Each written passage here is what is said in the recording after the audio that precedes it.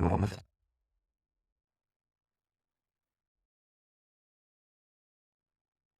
everyone, and welcome to Schmidt List. I am your host, Kurt Schmidt. I am excited you're here today because we are going to be talking about, well, just wait and you'll see. I think you'll really enjoy it. Speaking of waiting and seeing, I got a new book coming out, but in the meantime, you can still get this book, which has been on the bestseller list under career guides in Amazon for wow, almost a year now. It's been crazy. So, if you haven't checked it out, make sure you do.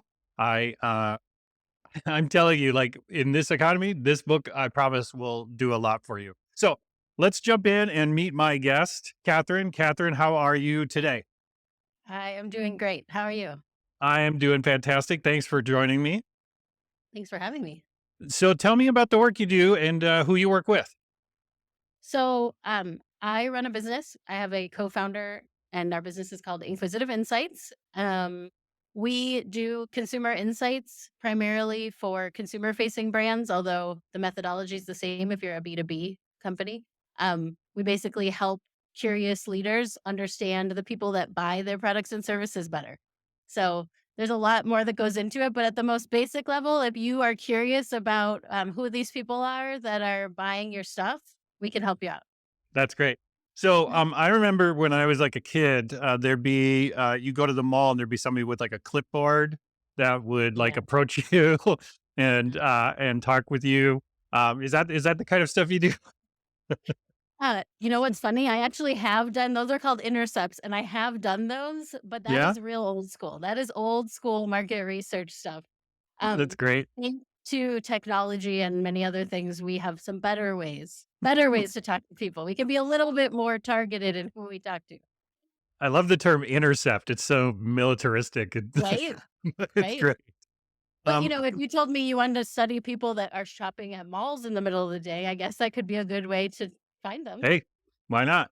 Yeah. Well, tell me a little bit about the history of the kind of work you do, because while I play a marketer on TV and not one in real life, the you know my I go back to like the Mad Men sort of days, right, where you've just got kind of like a bunch of middle-aged white men sort of deciding what customers would like, but then you'd also have focus groups. Like focus groups seem to be sort of the big thing back in the day where it's like, would you buy this product? And we've got a certain segment of people. We bring them into a room, we ask them questions, and then we make decisions from that. Are focus groups still a thing? Do they still work? Is it very applicable? Give me a little bit of the history here. Well, focus groups are still a thing. They do still work, but I don't recommend them in every case, right? So No. we can be more precise in how we go about finding the right people to talk to now. And so I Hmm. recommend doing that usually. Focus groups can be great though. If you need to get groups of people together and want them to be able to build off of each other's ideas or, learn from each other, come up with new thoughts on, a topic. Focus groups can be really fun. The old days of like getting people in a room with like a one-way mirror and or a two-way mirror, and that still exists. Police lineup. There are businesses that have built their entire, model around having those rooms that people can rent to run focus groups, and they still are out there. They did not fare quite so well in the pandemic. But partially because technology is what it is and partially because of the pandemic, the technology has come to a point where we really don't have to all gather in a space except in very specific situations where we would want to do that. It's actually pretty cool because now we can do focus groups and we can talk to people all over the country or all over the world. And we don't have to have everybody come to a room at a certain time in a certain place and all sit down together. So we can sit down together at our computers or our phones even, and we can all talk to each other. So when people come to you, where in the journey of their products or services are they usually at? Is it very at the very beginning? Is it after a product's been selling well, or maybe a product hasn't been selling well? Is there a commonality, or is it just kind of all over the place? So I would tell you that most people, when they're just starting out, don't have any insights for the most part, and they Yeah, can't afford them when they're first starting out. So it's sure. rare that you would meet a client who is literally just starting out and had set aside budget. If they did, I would give them a gold star because honestly, if you build your strategy around what the market wants from you, you're probably going to waste a lot less time. Um, but that doesn't usually happen. So I would say we usually actually meet people like we frequently meet with companies, and you would look at these companies and say, "Oh yeah, they're pretty successful. They came up with something people want and they're doing well, right?" But when you get in there, you find out, yes, they came up with something that people want, but now that they're trying to grow or evolve or, market conditions have changed, they don't really know that much about the people that have been buying their stuff. Mhm. So now that they want to try to do something different or do more even of what they've been doing, they aren't really sure where to go because somehow they kind of got lucky and things have been working for them. But if you were to sit down and ask them, like, who is your customer? What do you know about them? What's important to them? What need do you meet for them? They wouldn't be able to tell you. And these are like fair in some cases, fairly well-established companies. Like, it's been surprising actually how few insights some companies have. I mean, obviously, like, you look at a company like Target, they've got tons of people working on consumer insights all the time, Yeah. and makes sense that they would, right? But then there's a lot of companies that have gotten pretty big without doing a lot of research about who they're talking to. Yeah. Right. And like you said Well, in the Mad Men days, right, as a bunch of guys sitting yeah, around making decisions. Yeah, that's still a thing. Still a thing. it's still a People are thing, still yeah. sitting around. Yeah, well, and I've again, back to your point about the early stages, I worked in, with a lot of startups over the days, and, it's usually founder led by, "This is who I'm selling to, this is the buyer, this is why we're making what we're making," and they're driving it home because they're very passionate about what the problem is they're solving and who they're solving it for. And I think to your exact point, I think it makes a lot of sense to do that because you do have to have sort of this tip of the spear to break through in the market and maybe be a bit of a disruptor. But once it's out of, I guess, out of dry dock and in the ocean, the conditions have changed, right? It's now out in the wild. Other people are discovering your solution and other people are experiencing it, right? So, like a famous example is like Twitter, right? With when Twitter first was conceived, it was kind of, they called it, original name was voicemail 2.0. And it was basically a way for you, instead of having people call you and leave a message, you could just post a thing saying, "This is what I'm doing today," or something, and people could go and check it out. And it was like this proactive voicemail. And over time, the customers sort of demanded change and it had to grow because of the user base. But being that Twitter, the nature of it is that people were on there commenting. That was the reason to use the platform versus maybe a physical product where people take the thing home and then you never hear from them again, until maybe they leave a Amazon review or something, right? Mhm. So if I'm going to engage with you and maybe I've got a product out there, it's doing well, but maybe it's plateauing or maybe it's flatlining a bit and I'm not understanding. What are some of the first things that you suggest people do? And what are some of the first things you do when you work with these companies? Because you obviously need to do some prep work, I guess, before you go out and talk to customers, right? Or you For sure. should. For sure. Yeah, that's a good What does idea. that look like? What does it look like for the company? And then what does it look like for you? So, typically, the first thing I want to know is I want to take an inventory of what you know and what you don't know, right? So, we have a process at Inquisitive that we work through with clients to try to just at a really high level identify here's the information we know and here's the assumptions we've been making. And especially, I would tell you, in founder led companies, we see a lot of assumptions that have gotten them to the point that they're at, but are no longer it's just no longer a good idea to just continue to assume, and we need to go out and validate some things. Especially when I'm sure you've seen this, founders who founded the company 20 years ago, maybe, and they were their core customer. And now today they are no longer their own core customer. Right. They're They no still longer the think they customer are. for sure. Yeah.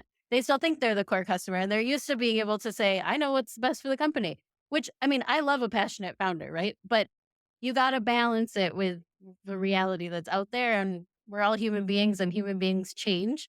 So you can't just assume that what worked 20 years ago is working out. Right now, you can't even assume that what worked 5 years ago is still working right now. So, Well, um, and depending on the industry, you'll have maybe the top customer really steering the product yep. overall, and the company's following those signals because they want to keep that big customer, right? Yeah, absolutely. And that can work. But you're probably leaving something on the table if you Hmm. aren't taking a look at who else is using your product and why, and what needs are you meeting for people. Because you could, I mean, we do a lot of innovation work, and there's a lot of opportunity if you just ask how what people are doing with your product, instead of assuming you already know and asking them biased questions that, you know, are based on what you want Tell them to us do why you love instead. our product. Yes, exactly. Yes. Do we meet your need really well or super duper really well? Yeah, right, exactly. Is it Yeah. the greatest or the best of all time product Yes, that you've exactly. ever used? Well, I honestly, I've had the fortunate to work alongside a lot of UX researchers and people over the years, and learning the bias questions that can come out very quickly, especially if you're trying to do it yourself as your own company and not bringing in maybe a, as I like to say, a disinterested third party, disinterested from a Yeah, fact well, of it says your, objective, but yeah. yeah, right, yeah, objective third party. That's a better way to say it. But somebody who isn't caught up in your core politics or Yeah. culture or your history and has fresh eyes to give you some real insights into the sort of opportunities that maybe your team just doesn't even know. And it isn't because your team is bad at their job, Mhm. right? No, you just become so myopic when you work inside a company for a little while, I think. It's very easy to think you know what you know and everybody knows what you know and everybody thinks the same things are important as you do. And that's really just not the case and for most people and most brands. Yeah. I find that, some of the companies that are, I don't know, the ones that are the most stable are the ones that realize they don't know everything, right? They might not Right. outsource every aspect of what they do, but in key areas, specifically, I find that that customer piece is, I mean, what else is more important? Right.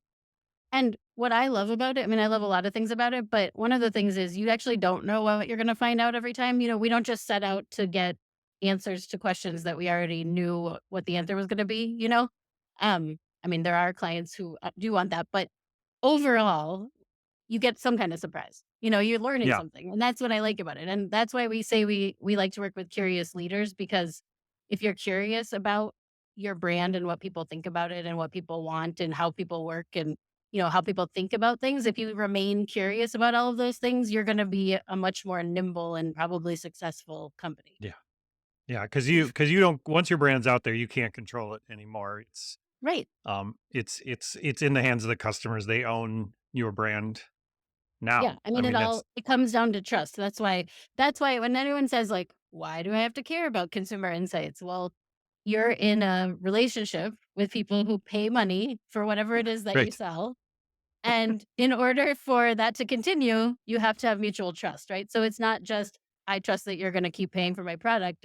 It's the customer saying, I trust that you are interested enough in my well-being that you're going to continue to make a good product Right. and make good decisions and like not be a terrible person, right? Yeah, right. Not be a terrible person. Yeah. Well, segueing from that, if I'm let me play the antagonist here for a second. Shouldn't my marketing team know all this stuff? Like, um, why do I need an outside team to do this? Well, we work with marketing teams all the time. The reality is conducting consumer research can be very time consuming. And it's rare that you're able to employ enough people on your staff to conduct the kind of ongoing consumer research that most companies would benefit from. But marketing, we love marketers. We work with marketers all the time. Now with so much quantitative data out there, like especially if you're running an online business, you have tons of data. The marketing team has spreadsheets galore. But what they might not have is the why behind all of those numbers they're looking at, and they might Hmm. not have the time to go out and talk to people. So at Right. Inquisitive, we like to focus on the qualitative side of work. I mean, they work together, quantitative, qualitative, both. But we like to actually go out and say, like, why is that happening? Why do you care about that? Why is it important to you? Those sort of things. So if I'm looking at a bunch of numbers and I can see like everyone's buying this thing or nobody's buying this thing, that spreadsheet's not going to tell me why. Right. Well, and to your point, I think really key is your marketing team is already doing marketing, and then to Yeah, your to marketing just team all of a has a sudden, job. Yeah. yeah, they already have a full time job, and I've worked in places where it's like, oh no, I'm going to have this special project. And maybe the marketing team's like, ooh, how exciting, a distraction. And you get into it and then you realize maybe you don't have the muscles and the skill set for that sort of thing. And so maybe then you start putting feelers out for consultants and then you have lots of conversations and you don't know if you're ready. And the whole time, your customers are still just going about their day, either buying or not buying your product. So it's Exactly. really, Exactly. Yeah. I mean, in an ideal relationship, right, we would be friends with the marketing team, right? We would be yeah, doing work that helps the marketing team be better at their jobs. And when you right. talk about small companies or startups or founder led companies, everybody's kind of a marketer in that scenario. So, um, we give you sort of like the raw materials to make better decisions for your company. Yeah. Well, that's what I find interesting because if there is so much opportunity out there to learn from the customers, hopefully especially the people you're working with, they're building a habit from this, right? Because Yes. you look at some of the best branded companies in the world. I mean, this is not like a special project. I mean, this is their culture. This is how they live, right? Yeah, thanks for mentioning that because I think insights often get treated as a project by project sort of situation. It's not uncommon to talk to companies who did a study 3 years ago and are still sort of hanging on to it and hoping that, it's good enough to get them through They're another dusting three off that old years. spreadsheet and, well, let's Exactly. let's pull up this parchment and it's like a Right. scroll. Ah, Right. ye Exactly. old customer says, yeah, I get you. Yeah. Right. And nobody changes. So that's perfectly fine. Um, but yeah, the more sophisticated companies or just people that have been passionate about, talking to their customers, they build in processes so that they're constantly able to bounce things off of their audience. They're constantly able to make adjustments and improvements based on what they're Hmm. hearing. I mean, you think of something as simple as like a guest survey at a store, right? Like Yeah. that's an attempt at continuously bringing in feedback from people who are actually interacting with your brand, and then hopefully doing something about it. Because it's not enough to just collect the data; you actually then have to like take action on it. But in an you asked about, like, where you start, and I always say, like, first you need to know who are your customers, right? Who's buying your stuff now? And then that's how we can figure out how to go find more of those people, right? We gotta know who they are first, what they care about. Um, but as you get more and more sophisticated, it becomes more about learning how those people change over time and how Hmm. their lives are changing. If you're following a customer over the course of a decade, their needs are going to change, their priorities are going to change, their finances are going to change, all those things. So if you're able to stay in touch with the people who support your brand, you're able to change with them. That makes sense. So, how do you avoid bias in some of these engagements? Because I know there's some difficulty with surveys, for example, right? Because people try to answer them or will tend to answer them in a way that they think they're supposed, like it's a test, right? Like they're Yeah. supposed to answer them a certain way. What are tactics and things that you would suggest for people to help avoid certain biases when they're out there talking with their customers? So, one of the foundational things is just knowing your own biases. So, not asking leading questions and keeping things open ended and, not assuming you know the answer, right? Actually Okay. approaching the question with an open mind, like you might not know what they're going to say, right? Those are some really basic things. But in terms of bias and research, I don't know that anyone's figured out how to eliminate it completely, but working with reputable recruiting firms who have, well vetted lists of people, especially if you're doing like a survey. You can pay for marketing panels and that sort of thing. And you want to work with reputable companies who vet their lists. They clean them up, they make sure they're real people, that kind of thing. And you can also build some of those checks into your own work so you can make sure there aren't robots taking your survey.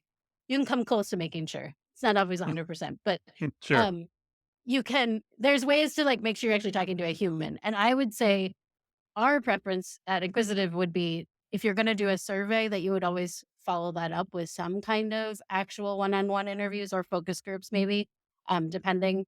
Because again, even a survey, even a well-written, an amazing survey with The tons best of survey ever. open-ended questions, yes, people no, you're right, people don't necessarily give you, like, their best answers in a survey where it's just a so talking to them and getting to have a conversation can make a huge difference in actually understanding what they meant and what was underneath those like little check boxes that they went down in their survey. Yeah, I've been in meetings where literally asked CEOs like, "Are we going to make $1 million decisions based off of radio buttons?" Right? Like, Yep. um, They do. um and and and it's been challenging because again they only know what they know, right? Yep. And they've they've got to make these decisions because the future of the business can Yeah. hinge on them, right? And if they're Yeah. And not, you work if with what you got. Yeah. yeah, right, exactly. And so I think to your point, if it's not just go out and ask some questions, right? Like there's a process There to definitely it, is. right? And it's not just a one shot sort of like, all right, let's send a survey out and then let's see what the customers think, and then we'll just make our own decisions anyway. Yes, people like to do that. There definitely is a school of thought where like insights are just a box that you check. You're like, oh yeah, we did a survey, so we're good. We didn't actually read the results or anything, but it's fine. We asked. So that's not going to be super helpful for you. Yeah, But right. I would say, just taking the time to actually think through your objectives, right? Like, what do you actually need to learn, right? Are you actually trying to solve a problem? Are you trying to identify what the problem actually is? Are you Mm, trying to just learn more about who these human beings are that give you their money for your product or service, right? mhm. Because you want to be able to see how you can connect with them more often or more that sort of things. Like, do you wanna just know what they're doing with your product after they bring it home? That kind of thing. But sometimes people are just sort of like, "I don't know, we just wanna know like, just wanna know more." And so that's Yeah. where we typically come in and are like, "Let's define some objectives." Like, really, really because we love to ask questions, but it's a lot more fun to go out and ask, like, pointed questions that are getting us somewhere so that at the end we can say, "Look, now you know the answer." Now you can actually make another decision. Yeah.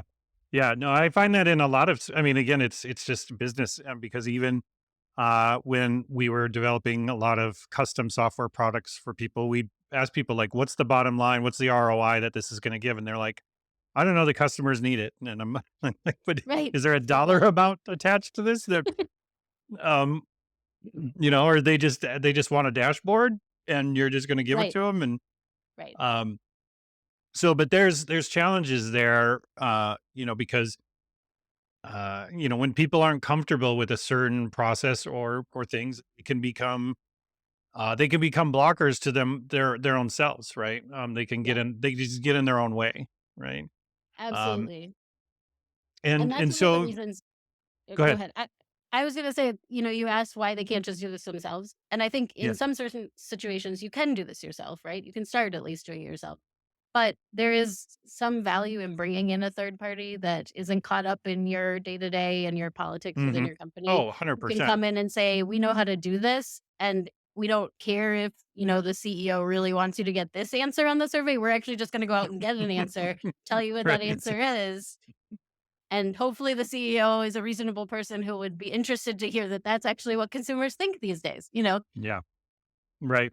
Oh yeah, no, I've been in those discussions where the CEO is like, "Well, I was just having golf with a buddy of mine that buys our stuff, and he says this," and it's like, You're gonna okay, you're gonna make a Focus million group of one. dollar you're gonna make a $1 billion decision over some whiskey and cigars. Well, okay, great.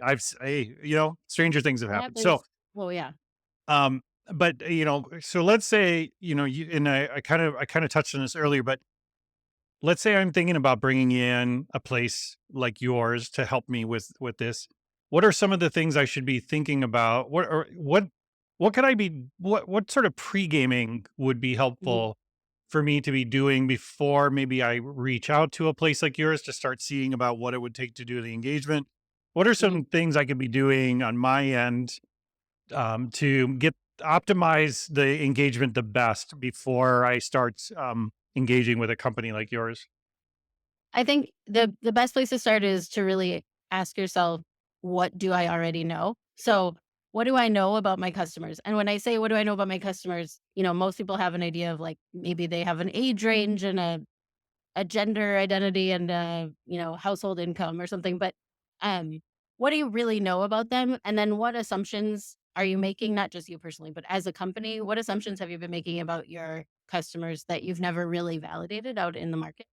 Um, just even knowing that can be helpful. If you're in a position where you're a little bit advanced and you feel like you have some good customer profiles and things and you're just not sure what to do next, then it's more looking at sort of, where are we stuck? Like what questions have we been trying to answer and we just aren't sure where to answer, where the answer lives.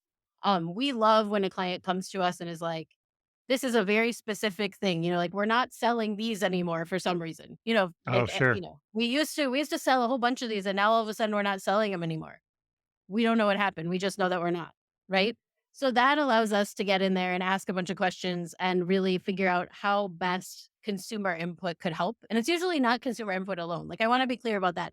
I wouldn't suggest that any leader make decisions purely based on what a consumer tells you they want, right? It's a happy marriage of like people who are smart making good business decisions for their own company and talking to consumers and understanding how you can meet their needs, but it's not just all or nothing. um so I would just say as you get further into exploring insights, it's just really what do you have. Yeah, that makes a lot of sense.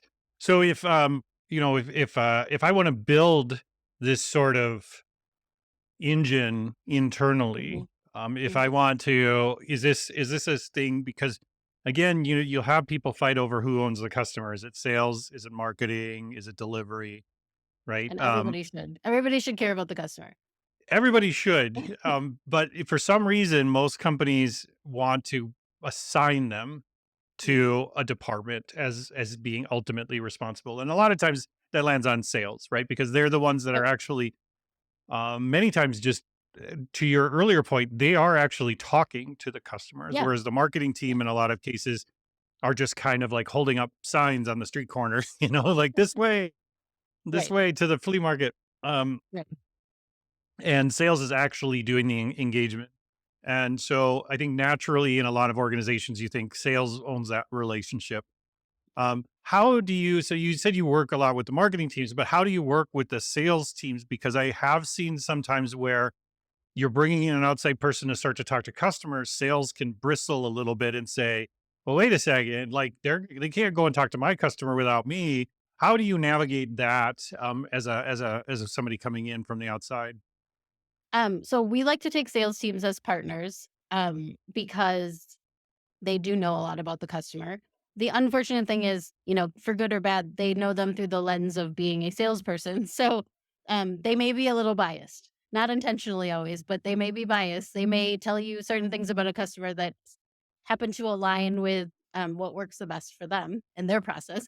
So we typically like to work with sales teams in terms of designing sort of the research that we do. Like I will take you as a partner. You're a subject matter expert when it comes to the customer.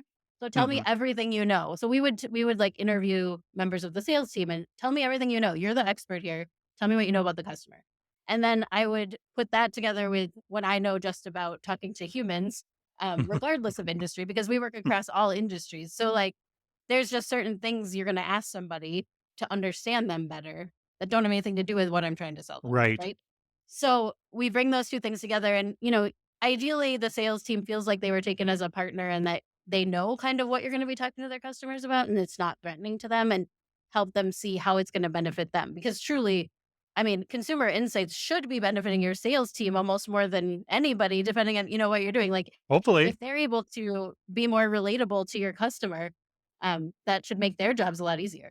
Yeah. Hopefully all that good data is funneling to them to make them even more knowledgeable, um, Right. for things like, getting ahead of objections, right? For example, right? Because Absolutely.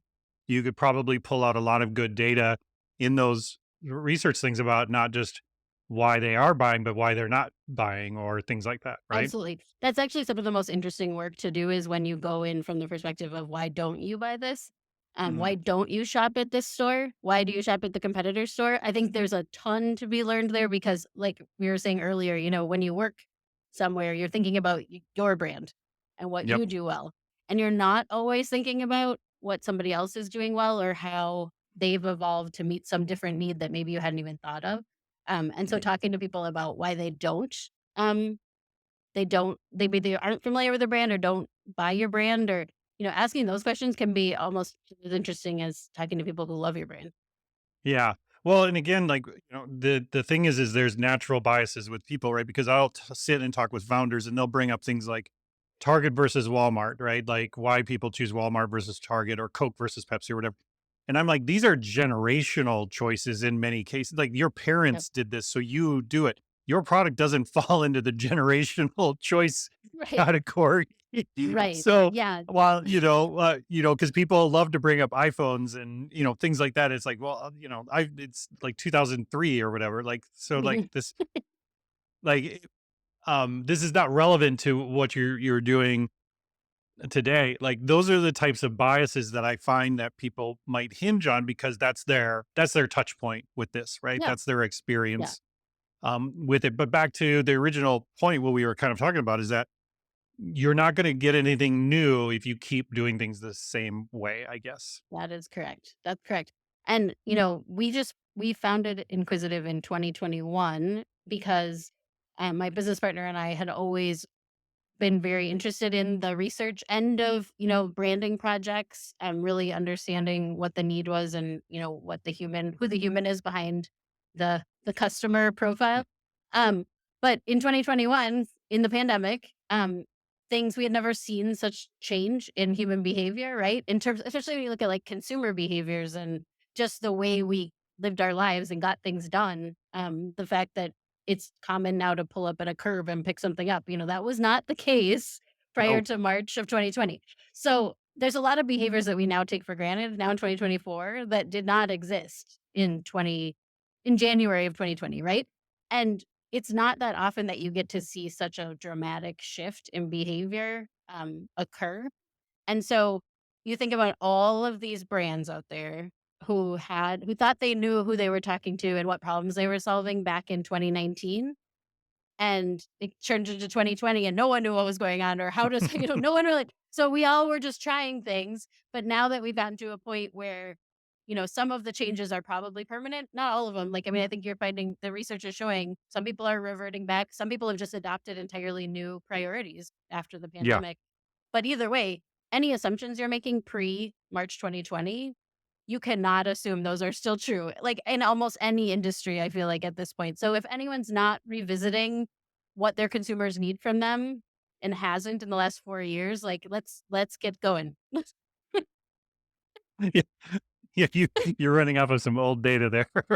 Yeah, but that was, really the impetus for saying, like, "We should do this." My business partner, Jody, and I just saying, "Let's do it. Let's start the company." She lives in Philadelphia, so the pandemic very much was the reason we realized we were able to start this company. We'd always wanted Mhm. to work together again. We worked together in a previous job years ago. And we finally were like, hey, we don't have to live in the same state and we can work just as effectively, if not more effectively in some If not cases. more. Yeah. So I would say, that's one of the good things that came out of the pandemic, one of the few good things. But I get so energized by the idea that there's so much more to learn, no matter what Mhm. you sell, no matter what you're trying to invent, no matter what you're trying to do. There's so much more to learn because humans are complicated and they're always changing their minds. They sure are. If they would just sit still for a little bit and make it so much Right. easier, Yeah. right? No? Well, I appreciate you, Katharine. So if I want to get in touch with you, if I want to learn more about your business, Mhm. if I want to talk to you guys about coming in and helping me, where should I go and find more information? You can go to inquisitiveinsights.com. We are also on Instagram at inquisitive_insights. But if you just go to our website, I would give you my email address, except for my name, Catherine, is spelled different than most people spell Catherine. So I feel like everyone might get it wrong. So, but otherwise, I'd Well, they say, can but find you on email me. LinkedIn. Yeah, you can definitely find me on LinkedIn. So it's Catherine at inquisitiveinsights.com. And it's Catherine with two A's, just like Catherine Hepburn, That's right. Just like Katharine Hepburn. just like Catherine Yes. Hepburn. Well, yes. You, Catherine, you are as iconic as she. So I appreciate you taking the time to join me today. I learned so much, and I just really appreciate it. Thank you, Kurt. It was nice to be here. All right. Thank you, everyone, for taking the time to join me and Catherine. That was a lot of fun, wasn't it? No, I'm telling you, you should go and talk to Catherine and her team over there because they do some amazing, amazing work. Especially speaking of amazing work, well, let me just segue into my book that is available on Amazon. So go and check it out. Thank you for taking time out of your week. I appreciate you. We'll talk to you again very soon. pitfalls.